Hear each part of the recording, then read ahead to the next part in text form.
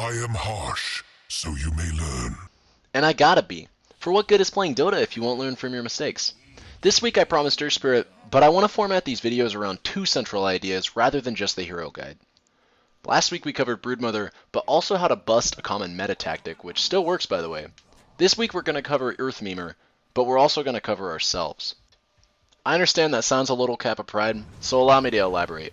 When I started playing Earth Spirit around a year and a half ago, I set out on my journey to learn what would become my favorite hero with only one goal in mind: to always be critical of myself.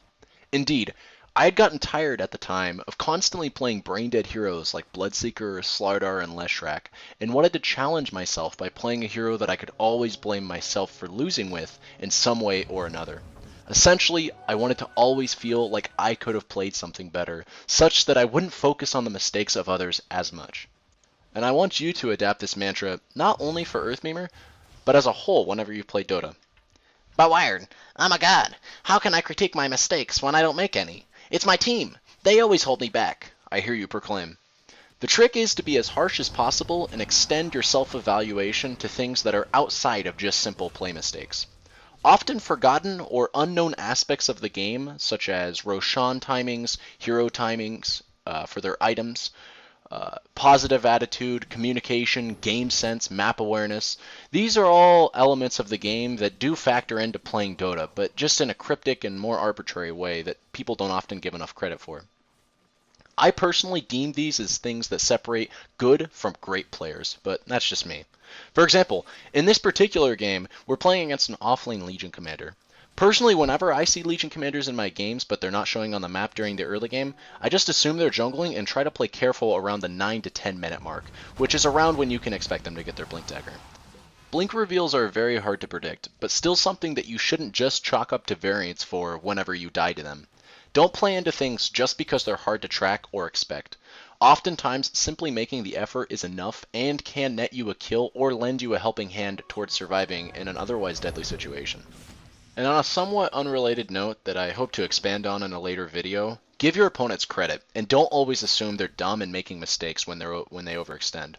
How do you know that the support Venge didn't pick up an invisibility rune and isn't simply sitting right outside your mid tower, waiting to stun and kill you while your mid opponent is playing incredibly aggressively for presumably no reason? Anyways, when it comes to Earth Spirit, the theme of the hero has mostly stood the test of time, assuming you've been watching my videos post 6.86 thus far. Make the early game hell for your foes. Our starting items are usually a toast to this idea. I try to start Orb of Venom if possible, but if the enemy has a bounty or a Riki, I get Dust instead and pick up the Oov from the side shop. Next, I try to be as greedy as possible and let someone else do the work on buying the support items. Usually, I'll shell out for a courier or some wards, but otherwise, I look to buy some basic regen, a smoke, and a fairy fire or TP depending on what I want to do. I don't even mind pulling a Tango for mid, but ideally I won't give him any more than just one. The staple items I don't venture out far from are Orb of Venom, Tangos, and a Clarity. Everything past that point is either support items for your team or flare items that help you do whatever it is that you need to do in the game that you're in. If you're diving that mid, get a Fairy Fire or a Smoke. If you need to get some wards deep in their jungle, Smoke also helps with that. The safest option if you don't know how to spend the rest of your gold is always just getting more regen, because at least you can assist your team with it if nothing else.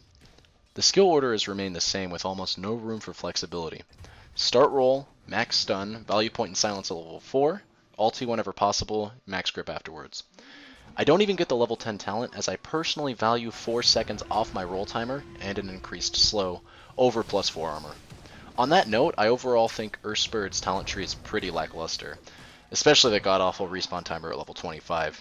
I generally like to get the armor at 10, magic resistance at 15, health at 20, and the rolling boulder damage at level 25, simply because respawn timer on this hero makes absolutely zero sense.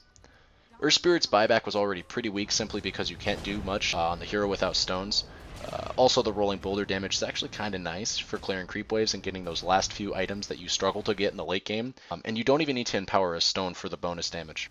As for the first big item, I always make sure my team has either a mechanism or a pipe. Over the course of my nearly 1,000 games on Earth Spirit, I've come to realize that those items just encapsulate the heroes so well. Winning in the mid game has always been the name of the game for Earth Spirit in pubs. I usually get Stick and Arcanes before I work towards one of those two. with a raindrop and some other common essential mid-game items such as teleport scrolls, a ward, a smoke here or there, dust if you need it, etc. The new level system enhances this hero's ability to catch back up even when roaming, but don't let this deceive you into thinking that you can just roam around forever. Prioritize pulling if the enemy has defensive lanes. If they're running a dual off lane and pulling is too dangerous for your carry, try to set up kills with your, hopefully, other support on the off lane. Otherwise, just go dual off lane yourself, or you can focus on mid. Just do anything you can to keep your team alive until the mid game. So around the time that you get a buckler and arcanes that you're usually pretty good to go, bonus points if you're level 11 at this point. If you notice yourself falling behind and you find it difficult to pick up a timely mech, picking up an urn to tide you over until then can really help your team sustain after fights and continue the push. The strength is also really nice for team fighting. After your first big item, the world is literally your oyster in terms of items. Just build whatever item your team needs to win. Ideally, your build will also make you tanky in some way so that you can dive into the enemy team without fear of dying, but don't let that stop you from buying a Dagon if you need to buy a Dagon. But seriously, you should never need to buy a Dagon. Now let's take a little quiz. If you participate in a team fight and expend all your stones, your mana, most of your health, your ultimate, and your mechanism, when is the next time that you're available to have a proper fight? The answer isn't dictated by whenever you go back to base and heal, or when your ultimate comes back up. It's when you've got at least 3, preferably more stones. It's for this reason that I don't mind using my ult on creep waves in my games when I feel like I'd be fairly ineffective in a fight for the next minute and a half. A good way to go about doing this is to make sure that you're using it on an incoming creep wave, and to try and predict that your team won't want to fight for the next 80 seconds anyways. It's okay to not have your ultimate available immediately every time a fight breaks out on Earth Spirit when you have few stones. I've found that since the core kit of the hero is usually what's most important, the fact that you have a super good stun and silence, that pushing a creep wave or two to get some extra gold can be beneficial. And besides, usually if you're pushing one creep wave with autos, your W and your Q, and then ulting the next creep wave before TPing out, someone has to go defend that tower that you just pushed in with 2 creep waves, buying you some time for your ultimate to come off cooldown and your stones to recharge anyways. I especially like doing this tactic in games that I don't feel like my ultimate is going to be that effective versus the enemy team. For example, if they have a lot of those bullcrap zone control abilities that make it really hard to roll into in order for you to fight with your ultimate, it kind of loses a lot of intrinsic value, especially when you're already lacking like 2 to 3 stones. Abilities that come to mind are like Black Hole, Ravage, RP, etc. so forth. Don't start doing this just because I told you it's okay, however. You'll know the games you should be doing it in and the games that you shouldn't be. And doing it in the games that you shouldn't be doing it in can be literally game losing.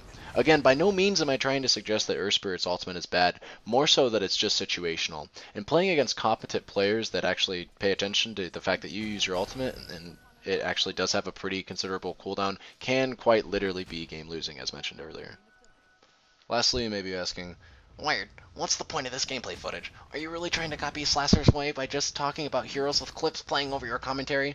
and it's that level of inquisition from you that brings this guide full circle. The truth is, I've shown you some plays from my recent Earth Spirit games that have both nice plays, but flaws built into every clip. Some have more of one than other, but every clip I've shown has had a mistake imbued in it somewhere. As to not break the fourth wall too much, I want to make this point brief but powerful. Learn this hero if you haven't. Play him if you have, and try him again if you've given up. I used this guide as inspiration to achieve just over 1,000 games on Earth Spirit, and I wear that mantle proudly, an achievement truly worthy of going on my mom's fridge somewhere.